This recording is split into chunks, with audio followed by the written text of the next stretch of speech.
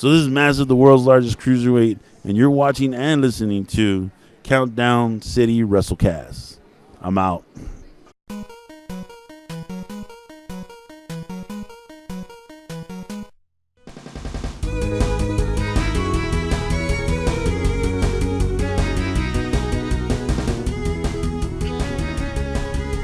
What's up, heels and babyfaces? This is the Countdown City WrestleCast. I'm your host, JC, and I'm joined this week by the world's largest cruiserweight, Massive. Hello, what's going on, Still go by everybody? that cruiserweight? You still Yeah. Well, actually, I'm losing weight now, so yeah, I can actually do cruiserweight stuff again. Okay. Not at the 205 live. It was not 205, it's like 305, but... Well, I still want to see you in the Cruiserweight Classic one day. Oh, so, yeah, that would be awesome. Yeah, that would be cool. Today we're going to be doing an interview with Massive, getting a retrospective on his career, what the future holds. And, of course, if you have a question or comment, maybe something we want to follow up on, you can tweet at us at @CCG_WrestleCast or leave a comment here. Subscribe to the Countdown City Geeks YouTube channel. Now, Massive, we're going to allow you to do what everyone in the wrestling business loves to do, and that's talk about themselves. Wow. Yeah. I hardly get to do that anymore, but okay. Now, you're from El Paso. Yeah. That's obviously a big wrestling town. The Guerrero's famous family from there. Yes. Obviously, I would assume you grew up a wrestling fan, being from I that actually area. did, yeah. My first WrestleMania, man, WrestleMania 3. Hulk Hogan, Andre the Giant, buddy. That's that was the one where it said that's where I'm gonna be a pro wrestler. Did you have to beg your parents to get that on pay-per-view, or how did you get to watch that? Actually, like, you know those VHS tests that would come out at Blockbuster? Yeah, like, yeah. what were they called, Titan or something? They were, so I would wait until they come out, and then I begged my mom to rent it. Like, I would have to be good for like a week. So I was like good for a week until I rented it, and then I'd go back to bad behavior. Like, that was just, yeah. So it's like natural hero level since I was a baby. So you rent that for a night. How many times did you figure you watched that WrestleMania? I watched that WrestleMania about 10 times. Yeah. I was just over and over and over again, like watching everything. And then the Ricky Steamboat and Macho Man match. Oh, classic, yeah. Bro. Everyone remembers Hogan Giant, but Steamboat and Macho Man was... That match, like, I was like, I want to do that. Like, no matter how, how big because I was a chunky kid, so I was like, no matter how big I'm going to do that. How old were you when that came out? That was 1985, so I was 5 years old. Wow. Yeah. You're about my age then. Yeah. I realized that, yeah. We're young, bro. Yeah, we're still young. Hair's receding, but we're young. It's all good. I mean, as long as we still do the sign of the cross, even if it's way back here, we're okay, El Paso, obviously, wrestling, I mean, back then, I'm sure you followed it, but I assume you played other sports growing up. I think you've said that before, football was king. I was an athlete. Football was... Everybody in my family wanted me to basically focus on football because apparently that was the money maker. Like, they had aspirations for me. Like, I even moved over here with my uncle in Beeville and played for the Thomas Jefferson Jets in Beeville. That's a long time ago. I think now they're called the Trojans. And then I went back home for a year, and then I came back as a freshman in Corpus Christi at Flower Bluff. So I played football there, and when I came over here as a freshman, like, I thought I was big, but right away they wanted to move me up to varsity, and man, I was tiny. Like, I was about 6 feet, and they had me at defensive end. I'm like, what? Like, okay. So after that year finished, I go back home because my mom wanted me home, and I go to my high school, which is Bowie High School in El Paso, and I'm the biggest guy on the team, one of the biggest guys on the team. So I go from DN to center, and I'm like, man, this is not even fun. No. Like, I don't get to, rush the quarterback or nothing. Like, their defensive scheme was a 3-4, so it was us protecting the linebackers, which was not a problem. But, I mean, towards the end, my senior year, I started getting offers. I went to college for about a year and a half, and then I got hurt. So I got hurt playing football in college. And when I came home, of course, back then, the scholarships weren't like today where you're locked in. It was more like your piece of meat. So I wasn't basically to their benefit. So the coach was like, we're not going to renew your athletic scholarship. He's like, you can apply for academic, but we're not going to. So they won't let you finish your education like they do basically. Yeah, they don't let you do that now. So basically, I was like, wow. So I turned on the TV, saw a commercial to become a pro wrestler, and man, I got so much shit from my family, to be honest with you. No, I did. I believe it. They were like, no, you should go play football and focus on your football. And I'm just like, listen, this is my life. It's not yours. I'm gonna live my dream of what I want to do. And I was about 19 years old, so like I was still living under my mom's roof. So I was like, kind of hesitant to tell her that, like, because I didn't want my bag getting kicked out of the house. Or the chancla to complain. Yeah, at or you. the chancla, or the matamoscas, whatever.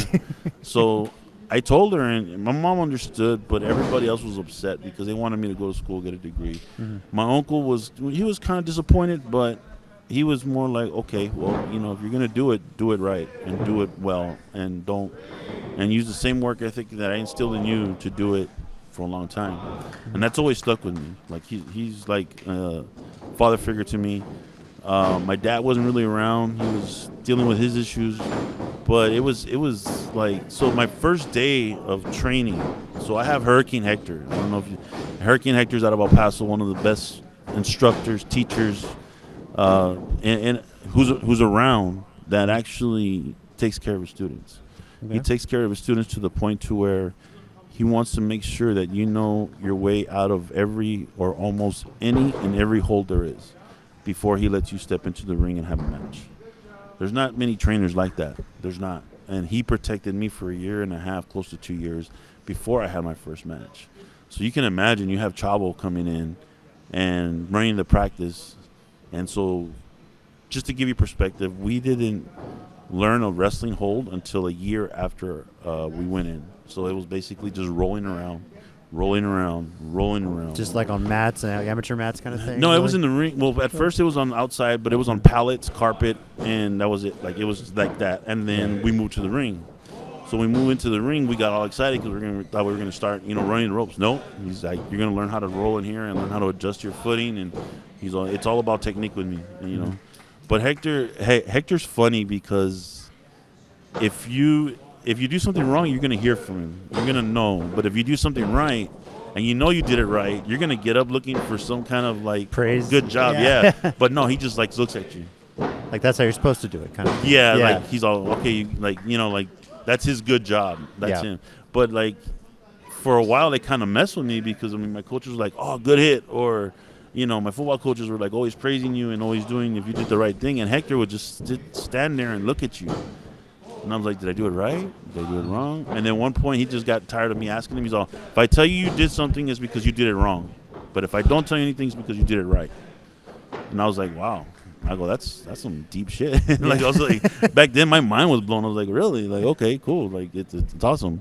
But he's a father figure to me. He's like, I love that man to death because even today I can still call him. And he'll give me advice, and he won't shoot me wrong. He'll shoot it straight. If you don't like what he has to say, then don't call him, man. That's basically how he is. And, I've had the fortune to bring him down to BOW. I worked when I had the title, and, man, that match was crazy. But it was, and if I do decide to retire soon, then he's going to be the one that I'm going to go out basically wrestling. That's the way I want to do it. He taught me, and he's going to end my career. So. Is he still teaching back in El Paso? He is vaguely because he's focusing on work right now. Mm-hmm. But he does get in there every once in a while. But it's just a lot of politics in El Paso that are going on right now that a lot of people don't understand. And I even, like, shout it out sometimes on Facebook. Well, why isn't Hector wrestling this guy? Or why isn't he wrestling Blue Demon? Or why isn't he wrestling this guy? Mm-hmm. Like, I'll throw his name out all the time. But, he's one of the best trainers that really in Texas that I think that he doesn't care about exposure. He just wants to put out a good product, and he doesn't care, like, if he gets anything in return. Like, and that's just love for the sport. That's because he loves what he does. And when you're trained by the best family, I believe in one of the best families in Texas, it was just an honor just to go there, like, because he doesn't flaunt it. He didn't say, oh, Eddie was my friend. No, we do that for him. Yeah. Because we want to give him the notoriety that, he's one of the best trainers in Texas, and I strongly believe that. And he can hang with anybody here, and it's just because, and Eddie said it in his book. Eddie said it in his book that if Hector really wanted to make it, he could have made it in the business because he was that talented. Yeah. And he still is talented. Sometimes he pulls shits out of his ass when I'm wrestling. I'm like, what the f*** is this? Like, you didn't teach me this. Always staying a step ahead of you, right? No, yeah, he always has something up his sleeve. And I'm like, I'm wrestling. I'm like, oh, really? Like, I'm like, damn, dog. Like, it's crazy.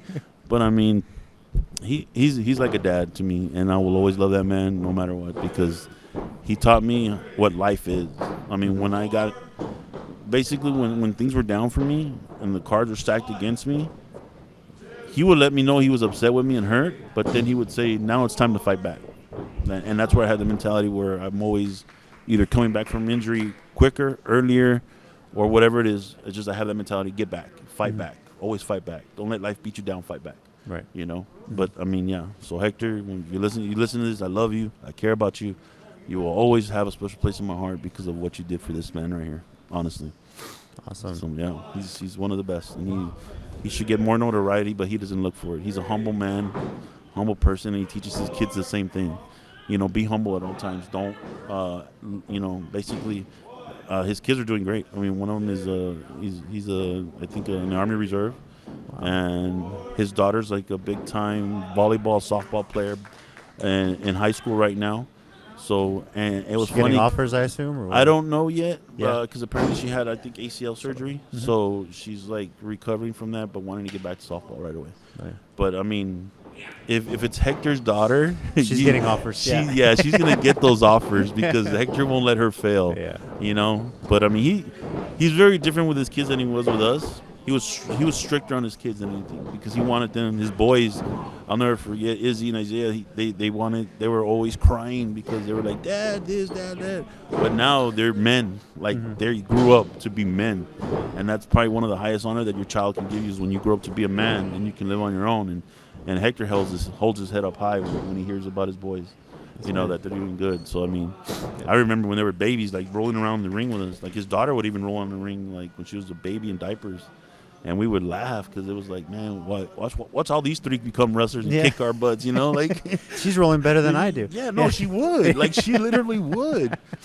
But Hector would have a little grit on his face when he would like train us because when she would roll around, like, and he would say, he's like, she did a 3/4 roll better than you did. I was like, man, that's brutal.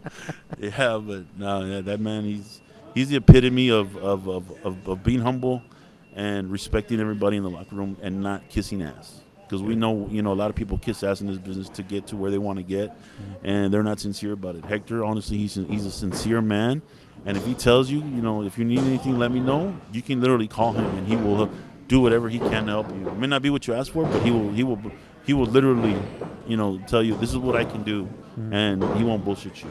And that's one of the reasons why I love that man so much. You know. You said it was like a year before you even got in the ring, and probably, I'm assuming, I guess if I had to guess, another maybe 6 months before you actually got to wrestle your first match, or how long was it? No, another year. Wow, 2 years. It was 2 years, yeah. Strict learning. Nice. You know, but, I mean, Hector cared about us. He didn't want us, because we were right on the border, so we would have to go to Juarez to get our feet wet. It wasn't like we could drive over here because, you know, he wanted us to go to Juarez first. He wanted us to go to Juarez and basically get the shit kicked out of us so we could learn. You know, it's not that he did it intentionally. He did it out of tough love, and that's where I learned how to, you know, basically defend myself in the ring. And sometimes in practice, like, he always taught us two ways. There was the shoot way and the work way. And when he got you in the shoot way, he just wanted you to let you know that if something happens in the ring where it becomes like it becomes a shoot, these moves work. It's just, you know, you apply certain pressure. You don't want to break their leg or anything. But if it gets down to it, he wanted you to learn how to basically protect yourself in that ring at all times. And, you know, and I carry his teachings on whenever I get to teach, you know, like, you know, there's always two ways. There's a shoot way and a work way. And it just depends on how you're going to work it out with the other people, you know. That's basically it. But, I mean, without his teachings, I wouldn't be where I got. I mean, I always tell him thank you for everything. He just says, you did all the work. He's like, I just gave you the platform. And that's just him not wanting to take the credit, you know. But honestly, without him, I wouldn't even be over here, to be honest with you. Or Texas, or, you know, people. Like, it's funny because my son says, Dad, you got to have a lot of respect from all the guys over there. And I go, well, you earn it. It's not given to you. You earn it. And you have to earn it. You've had it for years. You know? I appreciate that. Yeah. Thank you. Your debut was what year? Do you remember? It was 2002. And it was 17 years you've been in the business. Yeah? Yeah. So it was 2002, and it was at the Civic Center in El Paso. And I got the living shit kicked out of me. Like, when my aunt and my sister are crying in the stands because I'm literally getting beat from pillar to post. And I'll never forget, it was Scorpio and his partner, Millennium. And basically, they just went to town. And I was in the locker room upset. Like, I was upset. Like, you know, Hector always taught me to defend myself, you know, this and that. And then he gave me the best advice that I could have had at that time. He basically told me every dog has his day. He's like, you're going to see those guys again, and you're going to get in the ring with them again, and you'll be ready for them next time. Don't ever back down. He's like, give it to them the way they give it to you. And when I got back in there with him again, I swear to God, they didn't know what hit him. Because I remember what Hector said. He said, every dog has his day. And that was my day, and I wasn't going to let it get away from my – I wasn't going to let it out of my grasp. It was going to be my night, not theirs, my night. How much later was that? 6 months. 6 months? Yeah, I was ready. I was begging for it. I was like, put me back in the ring with it. Put me back in the ring with it. I was begging with it. But, I mean, Scorpio, I want to send condolences out to him because, I mean, his dad just passed away, who was Scorpio Cholo in Mexico. Mm-hmm. Very well-known man. And if it wasn't for him beating me the way he did the first night, I probably would have just, eased my way through. But it was the learning process that I had to go through. And a lot of these kids don't understand that, is that back then it was tougher to get through to where you wanted to get because everybody wanted to hold on to their spot. And sometimes it's like that to this day. But now it's more about giving it to the younger generation, holding on to it, passing on what you know and letting them carry it on for you. Yeah. That's the main thing for me is, it's not about titles for me. It's not about notoriety. It's about getting the next generation of professional wrestlers ready. Well, you mentioned that, but when you got started, was your plan to try your goals to get WWE that level? Were you? Oh, of course. I mean, that's the ultimate goal. Is that's the epitome of everything was WWE or WCW back then. You wanted to try to get in there. Well, now AEW. AEW. Yeah. I mean, that's crazy. That's another talk show, but it was. That's it's insane. But I mean, it's like. So WWE was a goal, and we went for a tryout when Eddie was there, before he passed away. And, man, it was like that's when you knew what politics were. When you learned how to go, when you knew politics were in this business. Like Hector would always talk about it, but we never saw it firsthand. Mm-hmm. And then once we went off, and it was a matter of fact, Cauliflower Alley Club in Las Vegas, we went over there, and Cowboy Scott Casey and Les Thatcher were running the seminar. And you could tell who they were going to pick for the show at night before the seminar even was over. Like, they had their group of boys who they wanted, to shine. So they're just doing the seminar to make money, basically. Yeah. And Chavo comes by. Chavo walks right by. Chavo Sr. walks right by us. He's like, "You guys get in the ring yet?" We're like, "No." So he goes over there and tells Scott Casey, "Hey, you better give my boys a shot. Mm-hmm. Give my boys a shot." And so when we got in there, of course, our teachings were a little bit different from the American style, but we implemented the Lucha Libre style. And it was just like, they didn't think that I could move. But when I got in there, I would do what the small guys were doing, and then that's when it opened eyes. But then Chavo, at that time, apparently had something with Scott Casey to where, in the business, you have a grudge, and you're just not going to let go. Yeah. Until y'all squash it in the ring. That's the best time to do it. Yeah. In front of everybody. Bro.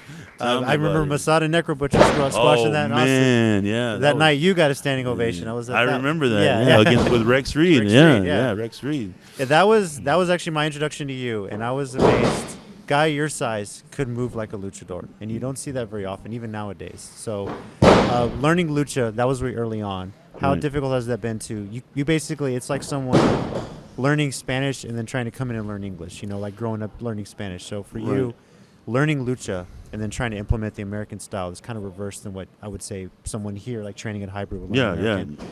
How was that transition for you? Man, it wasn't hard because with Hector he taught us both ways. It was the right hand and left hand. Yeah. So and then Chavo would come by, and Chavo was more versed in American style.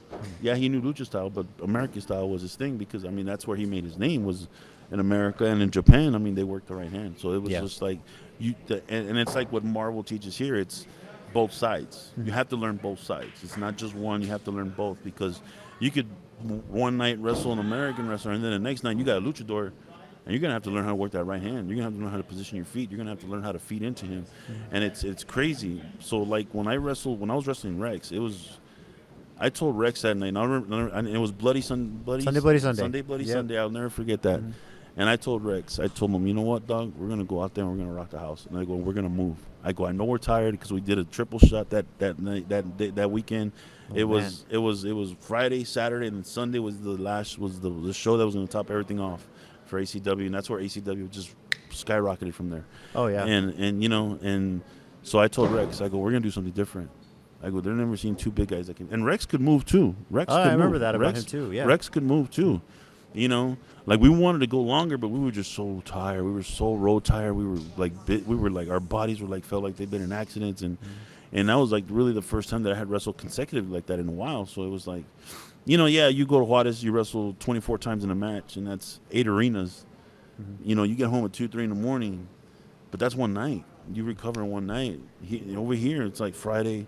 You could either do 2 shows on Friday if you wanted to, and then Saturday you do 1, and then Sunday. So it was, and I told Rex, I go, we're going to change it. We're going to do something that these guys never seen before. I go, we're going to roll around. We're going to fly. We're going to do what we need to do. I go, but I guarantee you, I want them to know who we are at the end of the night.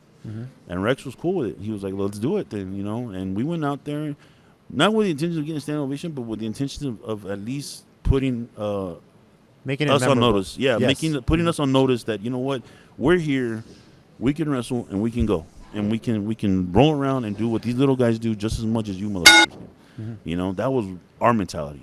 And that's the mentality that's been passed down to me. Is like, every night you should be the main event, whether your first match, third match, fourth match, fifth match. Always go out there and steal the show. You know? Yep. You know, don't look at the card and see where you're at or whatever. No, go out there with the mentality that, you know what, I want to steal the show. And that's one of the matches I had with T-Ray. T-Ray, you know, was like, man, we're second. And I go, well, let's go out there and steal it. Yeah. Let's steal the show. Let's make them forget about the main event. That's my goal. You know, that's funny when I go to an interview and they ask me, so where do you see yourself? And I go, I'm going to take your job. Sometimes they look at me like, what? I go, yeah, I'm going to take your job. I go, I'm going to sit where you're sitting. And they like look at me like, sometimes they take it as a this guy's threatening me, sir. HR. You know, and it's like that's the mentality I have. I've always had it, is because I guess my to be the best. It's like you want to make somebody better, but you got to push them too. Like you want to let them know, hey, you know what? I'm right on your heels, dog. You better either step up or I'm gonna take your position. Yeah. You know, and that's just the mentality that I've had since I was little league to playing college football. Is I'm gonna take your position. You know, that's the mentality I had back then. You know, now it's more about passing it on. Yeah. Because I mean, let's face it, 40-year-old wrestler is I'm not saying that it's the end, but I'm just saying, you know, it's time to start passing stuff on. Yeah. And that way get the next Start thinking generation. about the future. Yeah, exactly. Yeah. Getting out of El Paso, all over Texas, where's the furthest you've traveled to wrestle? Man. Yeah. Philadelphia. Philly. I will never forget that. I'm night. assuming it's the ECW Arena. Yes. Everyone goes to Philly's got to wrestle there, right? Main evented the ECW Arena, man. Yeah. With Darren Childs. The ACW loop, right? Yeah. It was the IWA That's Mid-South show. And it was Brain Damage, rest in peace.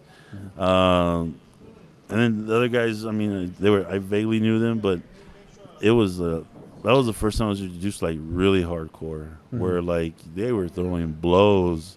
I got hit by Brain Damage, and I go back and I hit him, and he just like shakes it off. I'm like, oh shit, I'm not really gonna have to fight. Like, this is really gonna be a fight, you know? And I mean, yeah, they rocked my world, and I mean, I did them too, and it was safe fun. But it was like that contact was made, and that's when I became a junkie for contact.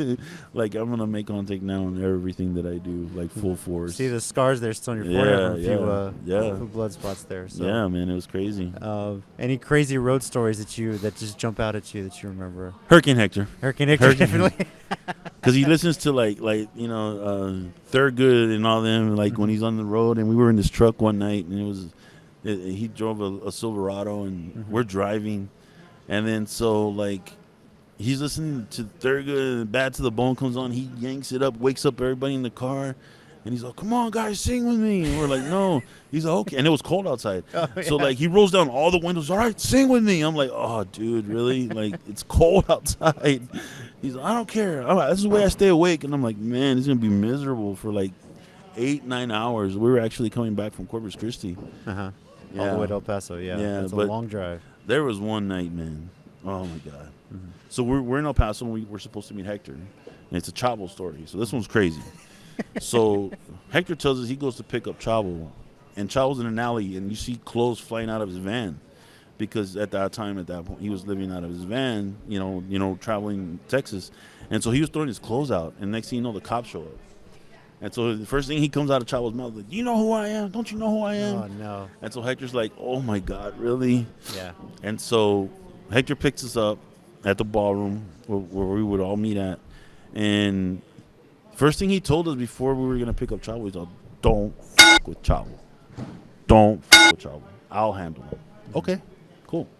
So this guy, the mayor, who ran Lucha Caliente in El Paso for a while, and so we stop in Fort Stockton, and he turns, and Chavo's sleeping in the third row, like he's out. So we're good. He's out right now. So we stop, and Matt is his name. He turns around and tells Chavo, hey, Chavo, you want Colt 45? Man, it looked like the Undertaker rose out of the seat, and he was like, let me kick this pipsqueak's ass. So Chavo chases the kid into the store.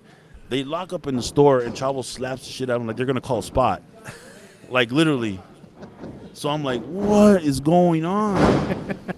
So next thing you know, Matt comes out, and he's all quiet. Like, he's just like, man, I fucked up. Like, you know, I got slapped in the store.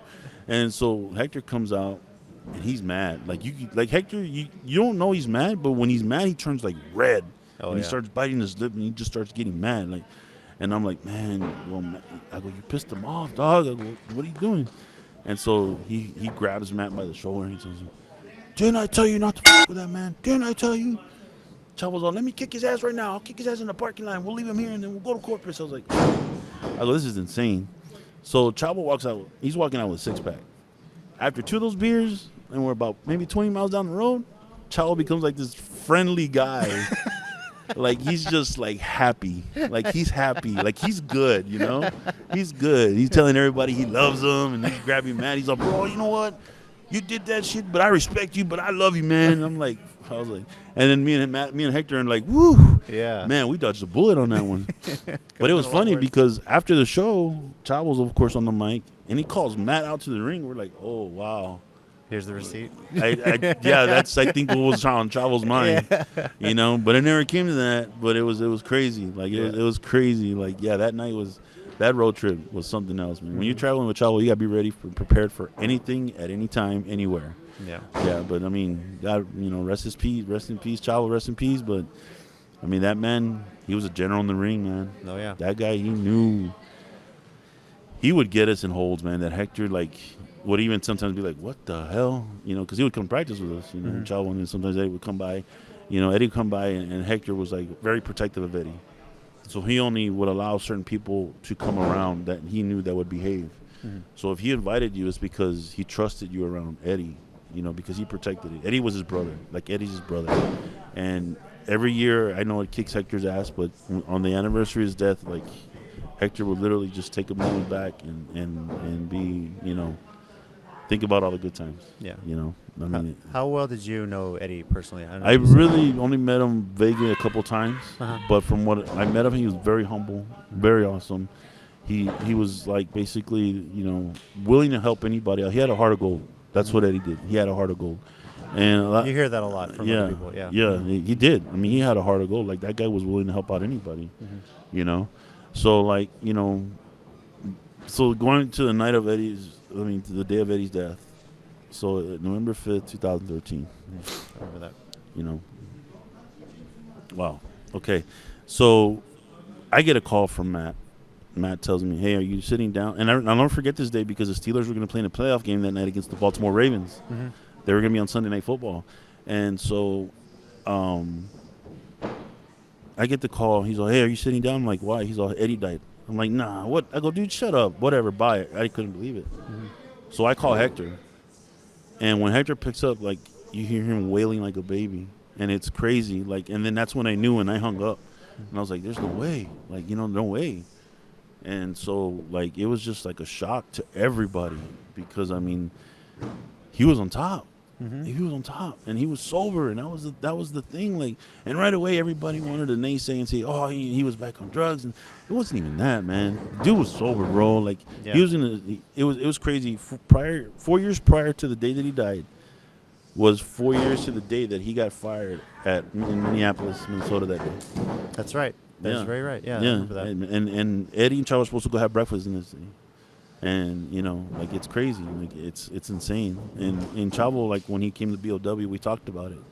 And, I mean, he still chokes up. Like, he says, I haven't been to his grave in I don't know so long. He's like, I can't deal with it. And, like, I can imagine. He's he's your uncle, and I can imagine going and choking up, and and on the 2 times that I've met him, like, wow, But I mean, it's part of this business, and it's unfortunate, but I mean, a lot of guys go early, Yeah, that's something that they've talked about. Like, I think John Oliver talked about it too. Interviewed Roddy Piper. Piper said, "I'm not going to make it to 65," and sure enough, Piper died in his early 60s as well. Yeah. So that's a scary thing about this business, Yeah. Of course, Eddie famously, you mentioned it, had his personal demons, his addictions. I know you had some issues with that too, dealing with painkillers and stuff. So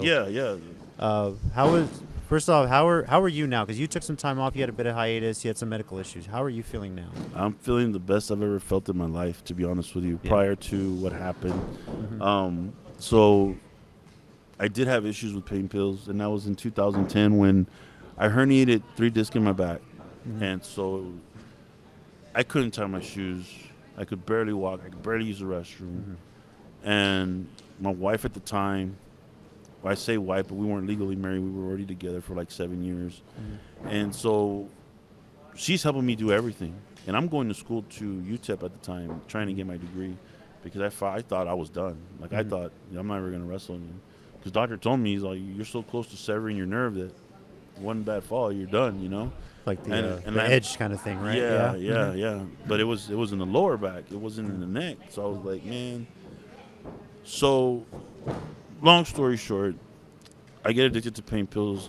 Doctor tells me this is the worst pain you're going to feel. And, I went to prison for this, but it was like, he was like, I'll write you so many prescriptions. You just pay me $300 a month. And I got caught up. I mean, I was taking 20 pills at a time, and I'm talking like heavy hydrocodone pills, like taking 20 to the point where my girlfriend's like, I don't even know if you're going to wake up the next day. Like, she was like, it was that serious. And I was taking muscle relaxants and then all this other stuff. Like, I was just like chewing them like candy. But God saved my life, honestly, because January 20th, 2014 was the day I got arrested. I was at a drive-thru at a Walgreens.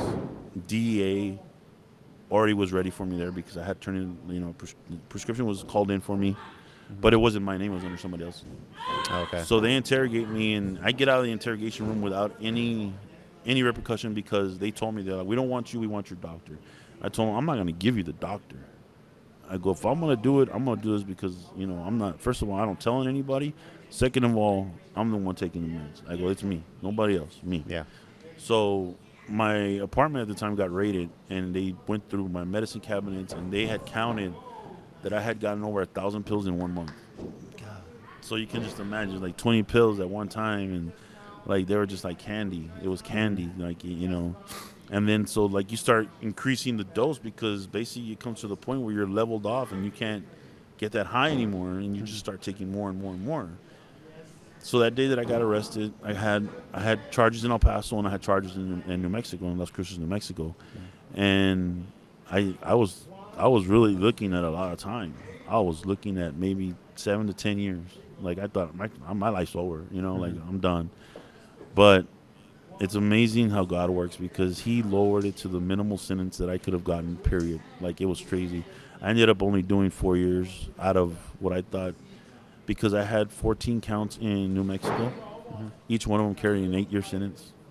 El Paso, I only had an 18-month charge, so they couldn't give me any more than 18 months. So I did my 18 months. I walked out of the prison. Next thing you know, sheriffs are coming up to me saying, you have a warrant for your arrest in New Mexico. So I go to prison in Mexico, and I did. And there is where I really learned how to recuperate my body, because I was at the heaviest I've ever been. And it was started doing insanity. Oh, yeah. Yeah, because, I mean, it's mandatory. You have to work out in prison. You have to, or you get beat up, like, straight up. So the first day, man, I couldn't move the next day. I was like, but then it reminded me of the feeling that I had my first day of wrestling practice. I was like, I can fucking do this shit. Yeah. Like, I'm going to conquer this motherfucker. And I ended up losing like 75 pounds in prison. I came out, and then I started hitting the weights again, and I started going to practice again, and it just, like, everything fall into place. And at that time, my then wife, basically, she said she wasn't able to find a job in El Paso, so she started applying, like, over here. And it was crazy because I had just gotten out of prison, and then like 3 months later, she gets a call from Austin Juvenile Probation Department to be a detention officer. And I said, let's go. So we come over here looking for a place. And so I had already trained with Rudy one time, Rudy Boy Gonzalez at TWA. And so I called one of his boys, and they were having a show that night. And I did a show there at TWA, you know, and I got the bug back. So I go visit Showtime. And no, there's never a bad story says I go visit Showtime. Let's just do it. Well, you know, of course, things had calmed down for both of us. Yeah. Like for me and him at that time, because back then, and it You was didn't have a kid. Yeah. Yeah, like there was no limit. When you get so high and you're staring at a loaf of bread and peanut butter, and they're not doing nothing but laughing, like you're bad. Like that is insane. Yeah. And that's after the show. Like you're just like, wow, like blown up. And Jerry Lynn's in the picture, so I mean, you know, Yeah. I mean. And it was great seeing Jerry the other day. I mean, he was an awesome. Like it was awesome seeing him. Like, you know, but then I see everything that he went through. Like he showed me all his pictures, like all his X-rays and everything. I'm like, I go, is that what's waiting for me? Like, How is he still walking, kind of thing? well, Yeah. so basically he had 2 hip replacements. He had neck surgery, and then he had a shoulder surgery. This is post-retirement, right? Yeah, after retirement. He said that basically 4 months after retirement, he felt like his body was going through, like, basically wrestling withdrawals. Like, he was in more pain not wrestling than he was in wrestling. Yeah. And I was like, how is that even possible? Like, it's crazy. Yeah. So he, like, turns and looks at me. He's like, get ready, big man. It's coming. I'm like, God, don't remind me. You know, let me get it over with now. Yeah. But, yeah, so, I mean, and then... So I go see Showtime. He's like, and the BOW is running out of the bar that, you know, he's bouncing, and he's like, hey, you want to work tomorrow? He's like, you got your gear? And I'm like, yeah. Yeah. He's like, you want to work tomorrow? I'm like, yeah. All right, be here. And then I wrestled Bryson Scott, and that match was fun. It was fun. It was a fun match. It's kind of your re-debut into wrestling. Yeah. So like when I came out, and then JC was, I mean, Thomas was there. And then the professor was there. Tommy's on the show, so yeah, they'll know who Tommy is. Yeah, so the professor was there. Professor, yeah. And when they see me, look up at the stairs, they're like, no. Like, they go, no. Because nobody knew. Nobody knew. You know, I kept it quiet. Like, I wasn't in contact with anybody. And we took a picture, like, after the show, and they were like, man, it's good to have you back. And then Sean Stevens was there. Yeah, he was there. So, like, he stood up and started clapping. And then I'm coming down the stairs, and I'm like, they actually remembered me. Like, that's fucking awesome. Like, it was crazy. And then there was a couple more people on the fans on this side that started clapping and remembering who I was. I was like, wow, this is great. And well, I made sure to keep it quiet because you contacted me asking, hey, does anybody know a place to live around Austin area? And that's when I talked to him on the phone, and I was like, okay, something tells me he's coming back, but I'm not going to say a word. So yeah, it was crazy that night because, I mean, they had put the match together, and then. So momentum picked up like fairly quickly because I had wrestled Justin Lee, Bryson, and then Showtime. They had Keith Lee on the show, and I was like, I want Keith Lee. I told Showtime, give me Keith Lee. Oh yeah. And I was looking at the way he works, and I was like, give me Keith Lee. And he's like, no, I got something better for you. I'm like, well, what else is better than Keith Lee? So I get to the show, and then Showtime's out. So you're working Masada, and you're going to become the new champion. And I was like, boy. What? Yeah. I was like, this is going to hurt so bad. And I go, this is only my 4th match back. Like, it's going to hurt so bad. And, yeah, I mean, Masada took care of me. Oh, yeah. Me and him, like, you know, we knew each other, but we never really worked each other. But working him is like, I mean, everybody has, you know, what they want to say about him. But he's very professional inside the ring. Very professional and very safe. Very, yes. For the things he does, he's very safe. Yes, he is. Very safe. Very safe. I mean, I walked off with nothing. I mean, it was all, you know, it was crazy. It was crazy. And, of course, I had that run with BOW where, you know, I had close to a year. And, unfortunately, I tore my Achilles and I had to drop the belt. And Moonshine had just come back, and I was like, I'm going to work Moonshine. Like, you know, and then, of course, I tore my Achilles, and then I'm done. Like, I had to lay it down. And, you know, I mean, Moonshine's, you know, hell of a wrestler, man, hell of a worker. Did you ever get to work Keith Lee before he signed with No. Oh. No, man. I was begging. Like, man, I wanted that matchup. That would have been great to see. It would have. Yeah. It would have. I wanted that matchup. Well, get to NXT before, you know. I will try. I'm trying, man. But right now I'm on wheelchair pace. Yeah. Like, you know, it's like, I'll get there soon. You just don't want to win, you know. But, yeah, like, I mean, the injuries and everything. And then you talked about, you know, my health. So, basically, I tear my Achilles in September. Heartbreaking, by the way. Yes, it was. Yeah. So the doctor tells me, you're going to be out for 8 months. I go, you're fucking crazy. I go, I'll be back in 4. And he looks at me like, what? And I go, yeah, I'm going to be back in 4 months. Because I had to be back by January for Inspire. I wanted to be back by January Inspire. So basically, it was just like pushing your body to respond and your tendons to respond. And Mark, who's a great trainer here. I mean, we're at Hybrid, by the way. Yeah, the new Hybrid. We'll talk basically. a little bit about it. Yeah. And so Mark, I would come with Mark, and I'd be, Mark, give me some exercises. I go, I need to get back. So he would run me through the gauntlet, and that's when I started gaining trust in my Achilles. Like, okay, I don't need 8 months. No, hell no. I'll be back in 4. And it was crazy because when I came back, I still had the scar was open. Like, it wasn't healed. It wasn't completely closed. Like, it was still open. So, like, I would, clean it and everything. But, so January 6th, I have a match. And, of course, against Thunder Rosa and Cherry Ramones. And it's a scramble match. And it's over the top battle royal. And so they basically put me over the top rope. I land on my feet. Fine. And so Thunder Rosa comes with a flying drop kick. And so I come off the apron, land on the floor. And then I just hear, like, and I'm like, and I was mad. Like, I thought, okay, I'm going to be okay. I can stand up. And when I went to stand, no, I was like, oh, man. So I worked my way back in 4 months. I pushed my body to the extreme. And January 6th, I had to come back and Inspire. Rosa raised my hand in the middle of the ring. We had a hell of a match. And January 11th, I don't remember what happened from the 8th on. But in between that time, for some reason, my then wife found me in sweat with brown mucus coming out of my nose, gasping for air, and I ended up on life support for 15 days. Like, and the visions you have while you're on life support, like, it's crazy. So there's one vision I had that I'll never forget. I was like incubated, like in a plastic water bubble.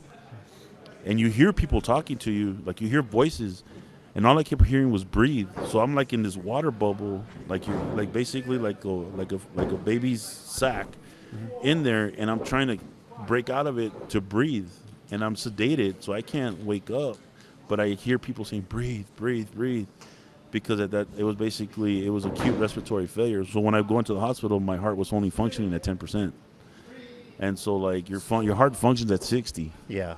So they had a machine helping your heart? So they were having my heart and then they basically put me on a ventilator. So I was on full-blown life support.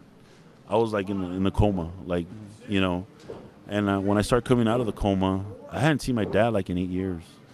And I'm opening my eyes, fluttering my eyes, and he's, I'm your dad, I'm here. And he looked like a ghost.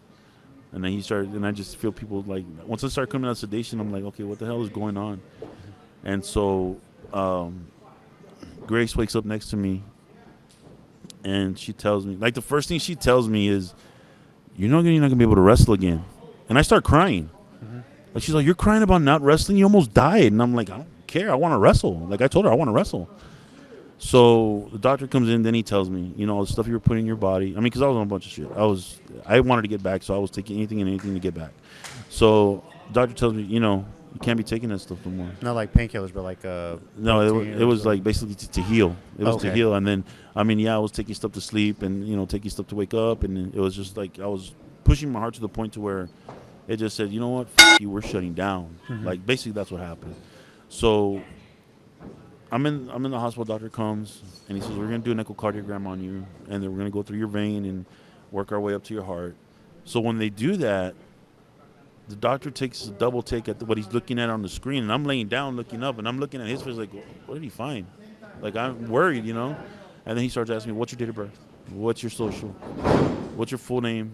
And then he looks at me and he says, I don't know how to explain this, but your heart has fully recovered. He's like, you have no plaque, you have nothing in your arteries that's blocking any blood, you have no blockages whatsoever. He's like, basically, you're the healthiest 400-pound man I know. And I was like, the first thing that came to my mind, it's God. God is the only one that could take care of me like this and heal me. And basically, he's telling me, giving me something, And also my grandparents, who I strongly believe are looking over me no matter what. Like, it's crazy, But yeah, and so when I go back to the room, like, I have this big smile on my face. Like, I'm like, And I'm gonna wrestle. Yeah, and then my girlfriend, she's like, you're faking it, aren't you? She's like, you're selling it. And I was like, yeah, I'm selling it. I'm selling it right now. I'm selling the hell out of this shit. So the doctor comes in, and then I have this big smile, and I'm listening to him. I'm like, yeah. And then so I look at my girl, and she's like, why don't you just fucking ask him already? Because I know you want to ask him. So I was like, okay. I go, so when can I wrestle again? And so the doctor's like, well, maybe not right away, but you can get back to it. And she turned mad. Like, she was mad because the doctor had said that. Like, she was like, you're not supposed to tell him that. And I'm like, well, he just said it, so I can go back to it. Yeah. So that gave me hope. Like, I was like, okay, I can come back from this shit. So I've come back from worse. I go, so I can come back from it. Yeah. So I go home. So when I get off the car, it takes me 20 minutes to get from my car to the door of my apartment, and it's just right. It's basically right around the corner, and which takes me maybe a minute to get there. So it took me 20 minutes to get there because every 5 steps I had to catch my breath. I had to learn how to walk again and do everything. Being in a bed for so long. Yeah. My muscles were. I had lost 75 pounds in the hospital in 21 days. Oh man. Yeah, it was. I felt good. I thought, damn, I'm skinny again. Yeah. I could do cruiserweight. It's a hell of a shit weight again. loss. Yeah. Yeah. Can you just hook me up for about a month? No. Yeah. No, the worst thing was the feeding tube and the catheter, man. I don't want to think about it. Oh my god. Yeah. Because the doctor and the catheter, he's looking at me and I'm gonna go, bro, what, bro? And he's like, man, I don't know how to tell you, but I gotta pull it out. I'm like, what? No sedation. I go, you're not gonna knock me. He's like, no, I can't. He's like, I just gotta. So he says, okay, on 3. And I'm looking at him I'm pissed. So he's all 1, 2, quank. And I'm oh. Because if you tense up, it'll hurt more. Yeah, I'm like, God, dude. I'm like, shit. Man, this shit hurts. It's like a chair shot, man. You got to breathe out, No, I didn't want to do nothing but punch him. And then the feeding tube, the girl stands at the end of the bed because it was that long. Uh-huh. She's like, you ready? And then she just pulls it out. And I'm like, oh, my God. And it was this little tube, and it was so, I could feel it come from my stomach all the way up. Oh man, I was like, no way, this is horrible. Well, it's a reminder to never be back there again. So yeah, and I posted that on Instagram, never again, and I put the date that everything had happened, and so I moped around for about a month. Mm-hmm. I was depressed. I was like, why did this happen to me? Basically what came around was survivor's guilt.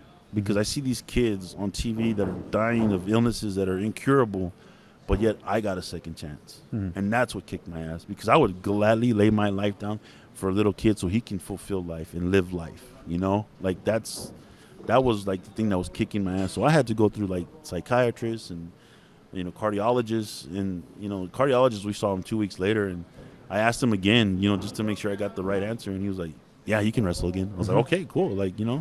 But I moped around, man. I really moped around the house. And in March, I just said, you know what, fuck this. I need to get back. So I got back, and everybody was like, man, I can't believe you're getting back in the ring. I go, I'm not going to lie. It was very, very, there was a mind block. I didn't want to get in there and feel because every time I feel my heart pump, I freak out, especially at the gym. Because I started getting on the treadmill and I just would feel it and I stopped doing what I was doing. I would sit down. You keep a heart rate monitor on you just to kind of make sure? Yeah. And for you guys that ask me why I wear a watch, I go, that's why I wear a watch, because I monitor my shit. Yeah. Okay?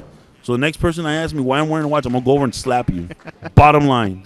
Don't ask.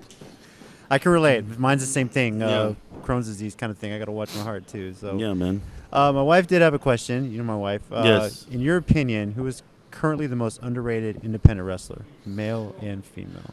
Oh, man. That's crazy, bro. I think I know your female answer only because you've mentioned her, but she's coming up big, so I'm gonna guess it's Thunder Rosa. Yeah, watch out for her because she'll start kicking some ass here soon, She'll be knocking some heads off. So I'd say there's a couple, but the one was my tag partner, Gino. Mm-hmm. He has titles and stuff, but he needs to get a real good look at because that kid, for his height and his body size, he has the perfect combination for a Hispanic wrestler to make it, Eddie was kind of short, no secret about that. Ray's short, but you got Gino. Gino's about my height, about 6'2", but he's got the build, and I think he just needs to get a real good look at him. They need to really look at him, whether it's AEW or whether it's WWE. Because that kid is talented. Is he your age or younger than you? Oh, he's way younger than me. Way younger? Yeah, oh, so he's got a bright future. Yeah, I could be his dad. That's how young he is. But no, he's a good kid. He's literally, I learned from him like some of the stuff that he's come up with for our matches. Like, you know, I learned from him, and I mean, he made me better because I had to keep up with those skinny, those skinny wrestlers, like, because they're jumping around like jitterbugs, and I'm just like doing the power stuff because I couldn't really move. But then now with the weight loss, like I want to get back to what I was doing before. That's my goal. That's my goal. But Gino is literally one of the ones that I think should really get a good look at. I mean, his time is coming, and a lot of people don't realize that. And when his time comes, I mean, he's going to turn heads. Good. I mean, he's going to turn heads, yeah. Hope to see him in the future Yeah, soon. really, really, really want him to make it. No, I think I know the answer to this. Heel or babyface, what do you love more? I think I know the answer. Yeah, ever since I was 5 years old, I've been a heel, Okay. like, you know? So then what has been your favorite insult as a heel?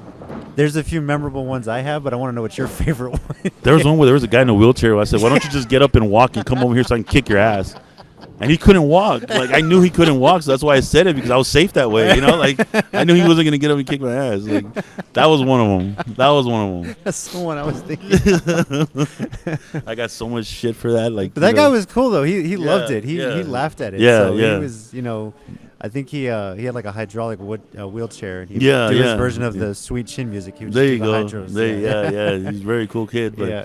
yeah, another one was where I almost got set on fire in Mexico Uh-huh. because I was playing an American soldier in a mask, and we didn't speak Spanish. And we knew Spanish. We Yeah. just didn't speak it. Uh-huh. And so, like, we're walking back to the dressing room, and if it wasn't for Hector knocking the spray can out of this lady's hand, I would have boy. gotten lit on fire.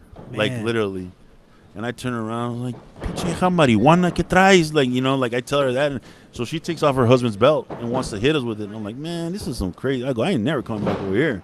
That's Mexico. Yeah, no, it's Yeah. Mexico. There's no security in Mexico. That's why yeah. you got to learn how to fight. There's no security in Mexico, but it was fun.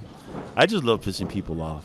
Yeah, Because if I could play with your emotions, I Get could it literally right. take all your money. Yeah. Like, literally, if I can get you pissed off, I could take all your money. So be careful. I'll take all your money, But, yeah, I love it because the reaction you get out of the crowd.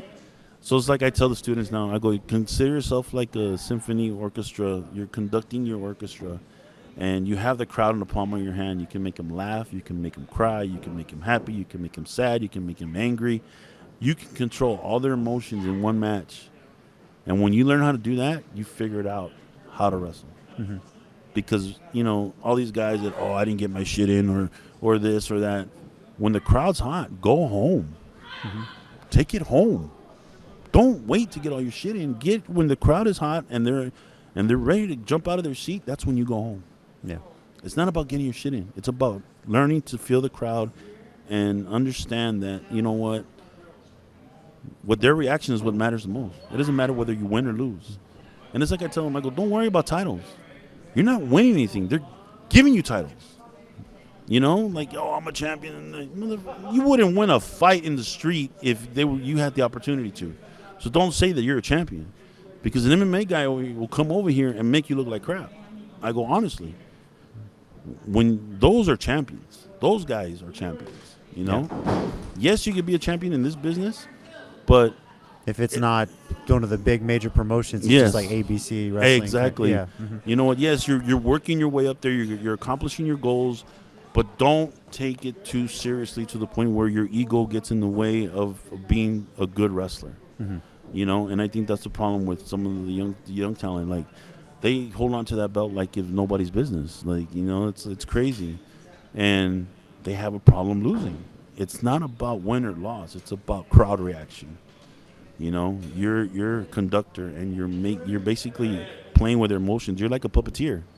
You're controlling their emotions, and you're basically telling them, I want you to laugh now.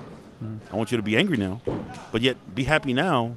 And you're basically a boss, like you're telling them what to do, but by your actions in the ring. That's something that I've always believed was that, Okay. That's for you, by the way. Oh, thank you. Appreciate that. Yeah, so you did post something on your social media recently. I'll quote you. I'm happy with what I've done in the business. Who knows, it might be coming to an end, or is it? God knows it will hurt to know I will be leaving a bunch of great people, might be now or later. Who knows? All I can do is do what I can with each booking to make everyone better, and I can live with that. So that sounds to me like you're getting ready to call it a career. How much longer do you see yourself doing this? That's tough. Yeah. It's I've been asking that question to a lot of vets that are not in the business anymore. Mm-hmm. And I've even asked Hector. And Hector says, when you're ready, you'll know. When you're ready, you'll know. Mm-hmm. A lot of them says when you feel like you're not having fun anymore. A lot of them say, well, your body will tell you. So I really don't know the date, but I know that with my age, it's coming to an end. Like it's like I'm on the downhill. Like I'm coming home, Mm-hmm. and that's something that that it hurts to know because I love this business. I've done it for 17 years, all on the independent level, and I'm happy with it. It wasn't about money for me all the time. It was about having fun in the ring and living my dream. And if I made money, then great. But if I didn't, I wasn't going to be upset about it. It was about me getting a reaction out of the crowd. Like, that was it for me. It wasn't about contracts. It wasn't, the goal was to make it. But we all know that, the game you have to play to get there. Mm-hmm. And it's unfortunate because there's a lot of great wrestlers out there that are not signed.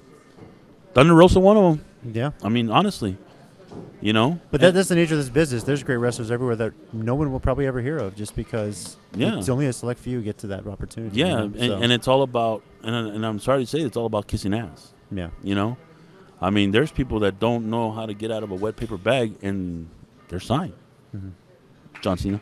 But I'm just saying, I mean, it was. Did I say that out loud? Holy shit! My bad. Great movies, by the way. But I mean, it's just. I was never one to kiss ass. Mm-hmm. That was never me. I was gonna let my work speak for itself because that's what I was taught. Okay. Don't ever kiss ass. Let your work speak for itself, and if they like your work, they'll bring you back. And so I guess people have liked my work because I'm still doing what I'm doing. And every booking's a blessing here on out because you got this young talent, these guys that are coming up that are amazing athletes. Chandler Hopkins, that guy I love what he does. Like and it's unfortunate what happened to him. Your car got broken into, bro. But honestly, I mean, you got it. Mm-hmm. He's one of them. He's one of Chandler Hopkins. Andy Dalton's been doing this for a long time. And I felt he should have been signed a long time ago. Oh, yeah. Back in the ECW days, he should have been signed. I agree. I mean, just great wrestlers like that, man. I mean, you had Michael Faith back in the day that can fly around like one of the Cruiserweights. You mentioned him. That was like, I don't remember if you ever did wrestle him. I think you I wrestled him in Amarillo. And see, that was That's when I held up the promoter for money. Oh, see, I would. That's a match. That's another story. But that's a match I wanted to see live. Was you and everybody Michael wanted Faith. to see that. Oh yeah, everybody. But and then Brent, man. Yes, I cannot say enough about that guy. Mm. He has a great mind for the business.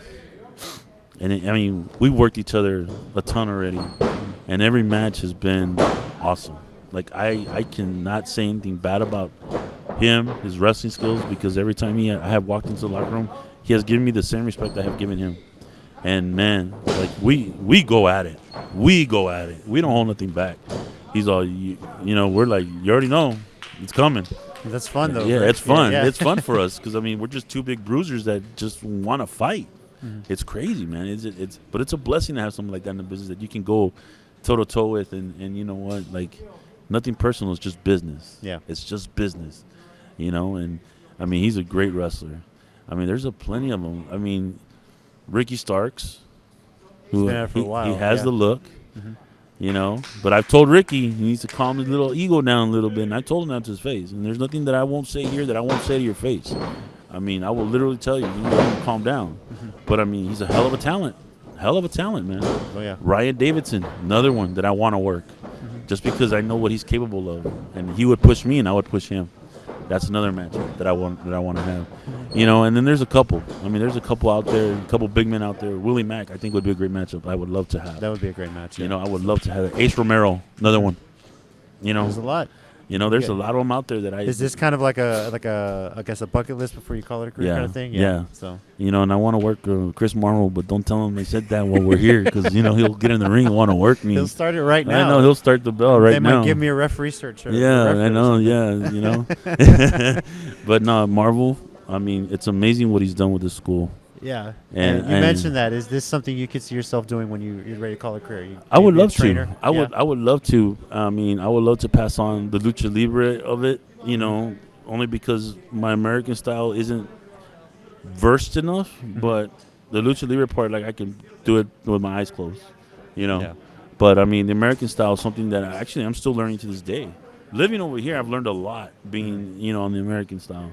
Because basically, Lucha Libre, it's all bam, bam, bam, bam, bam. Here, it's bam, tell a story, bam, tell a story, bam, tell a story, And it's a different pace. It's a different pace and a different type of match that you're going to have. Yeah. But, yeah, so, I mean, I would love to do what this man does. I mean, he's done it well.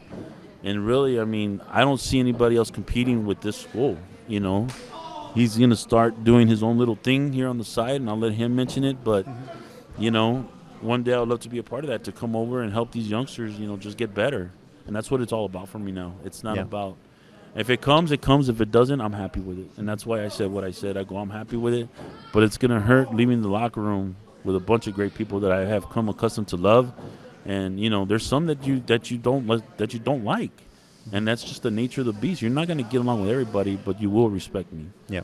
You will respect me. And it's something that, once again, I said it's earned. But I think I've put in the work. Like Marvel's put in the work. Mark's put in the work. Rodney's put in the work. Jazz definitely has put in the work. Yeah. And Jake is too. I see him there, yeah. Yeah, so. well, I don't want to talk about him right now. But yeah. Okay. Yeah, let's just. Okay. Yeah, we'll just. Yeah, no, you're good. You didn't know. I'm just letting you know. Yeah, it's all good. But we're good. It's a blessing to be here because I get something what most people don't get, and that's a second chance. Yeah. What favorite moment or match you've had in your career? Wow. Has to be against Hector, man. Oh, yeah? Yeah, it has to be against Hector. Is this in Mexico or El Paso? No, it was actually here. Really, here? BOW. Okay. Yeah. Oh, God, that's right. Yeah. Because at the end of the match, there was so much emotion between me and him in the building, and the crowd was just reacting to everything. And I'll quote what I told him in the ring. A lot of people, probably didn't hear this, but I told him, you know what? You took on a kid and you molded him into what you wanted him to be. And that was a man. There was nothing more but just to be a man and to be responsible. Because I was irresponsible. Let's face it. I mean, I fucked up in my life plenty of times. But he was always there to guide me, never baby me. And I told him that I loved him. And I said, tonight, you're my champion. And I handed him over the BOW belt. And I walked off. And I was crying with tears in my eyes walking back. Like, it was so emotional for me. And then after he got the belt, like, he looked at it. And then everybody started chanting, please come back. That's the ultimate honor that I could have given my trainer, was to get that, not only to acknowledge him the way I did, but for him to get that chant. And everybody was on their feet begging him to come back. He wants to, and I'm going to do whatever I can to get him over here. I would love to see it. So. Yeah, it was a hell of a match. And if you get to watch it, I mean, I'll send it to you. I have it on my phone. Sure thing. And I'll send it to you. It was an awesome match. If you got to post it somewhere, let me know, and I'll put a link on the description. Yeah, here I think I'm gonna put it on YouTube, my YouTube channel. Okay. Yeah, so it's like that was the match, and then that was it. That I really didn't. There's no other topper for me right now other than that one, because it was. There was heckling going on during the week when he was coming. He's all, you never pinned me, and I'm like, man, hey, I was like, is he really gonna pull that? I go, is he really gonna pull that right now? I was worried, man, but he's a consummate professional, and there's nobody like him, and that's why I love him. And finally, what do you want your legacy in wrestling to be? Well, in the beginning, it wasn't that great of a legacy because I had made some poor choices. But if there's anything that I could leave from then on, is basically to have my students, or to have the people that I've had the pleasure of teaching, carry my teachings on and pass it on. That's all I ask. Pass it on. Because I learned from the best. I've learned from the best in Hector. I've learned from the best in Chavo, and I've learned from the best in Eddie. And it was a complete honor to learn from that family and to learn from Hector, who is considered basically like an adopted Guerrero, basically, because they love him like a brother, and that's basically it, man. I mean, I can't ask for anything more. This business has given me so many memories, so much to, honestly in life. Like, yes, we put our bodies on the line, but it gives you so much to hope for, look forward to when you're going to a booking, because you get to see certain fans. And they remind you of the stuff that you've done that you don't remember. And it's just amazing, like, for them to go back that far and to plant it in their memory. And they say that to you, And then you remember, like, oh, wow, like, I did that. And that's like with the kid with the wheelchair. Sorry, kid with the wheelchair. But he's probably still beaming of the fact that somebody told him that. Maybe you're one of his favorites. Yeah. So it was just like him, like, like you remember that moment. Yeah. And when you create memories that people are going to remember for the rest of their lives, it's something special. Mm-hmm. It's something special, and I'm glad doing that. Mm-hmm. Like I said, it was never about the money for me. It was about creating memories and bringing families together. Because when I would heckle a little kid, the dad would be right there protecting his kid. That kid's going to have the memory, my dad protected me. Mm-hmm. Well, I was never going to hurt the kid unless he did something stupid. But dad was going to step in just in case. Yeah, his dad was going to be there, and he's going to remember my dad's got my back. Mm-hmm. You instill that memory in that kid's mind. Yeah. Just the little things, And it was, it's just awesome to do all that. It's a great feeling. Mm-hmm. It's, you feel good doing it. You create memories, yeah. Cool. You mentioned your YouTube channel. What is it? Just what can they search for you on YouTube? I think it's massive915 at gmail.com. That's, I think, the address to it. Okay. Just to make sure, yeah. I'll send it to you. Yeah, I'll send it to you. Your Twitter at Massivo915. Also Instagram, same thing. And then on Facebook, they can just search Massive or Sal Acosta. Sal Acosta, yeah. You're ready to throw your real name out there, So. Yeah, it's time, because, my girlfriend Erica, she basically told me, you could be f***ing Massive out there, but here in the house, you can be f***ing Sal. And I told her, I don't know who Sal is. I haven't been Sal for 10, 15 years. So I don't know what you're talking about. I almost got thrown out that night, but, it's all good, Just, she's ever in a wheelchair. Don't tell her to come and get up and chase you, man. Oh, man, no. No, and then the chunk, those stiletto heels start flying at you, bro, Yeah. Of course, like I said, if you have a comment for Massive, maybe a question that I didn't get to ask you want to ask, you can tweet it at us at CCG_WrestleCast or at the Twitter I just mentioned at Massive915. And you can also comment here and subscribe. Thank you, Massive, for this. Thank you guys, man. Appreciate it. Thank you for the opportunity to be here. We do have a sign off on the WrestleCast. It's at the bottom. I'll say pro wrestling is real. You can join me in saying people are fake. And 17 years in the business, I think you would agree with that. Yeah, exactly. Yeah. Because you don't know who Sal Acosta is. You're still Massive, right? I'm still trying to figure myself out. Yeah. For the world's largest cruiserweight Massive, I'm JC. And as always, heels and baby faces, remember, pro wrestling is real. People are fake. Yeah. See ya. Later, guys.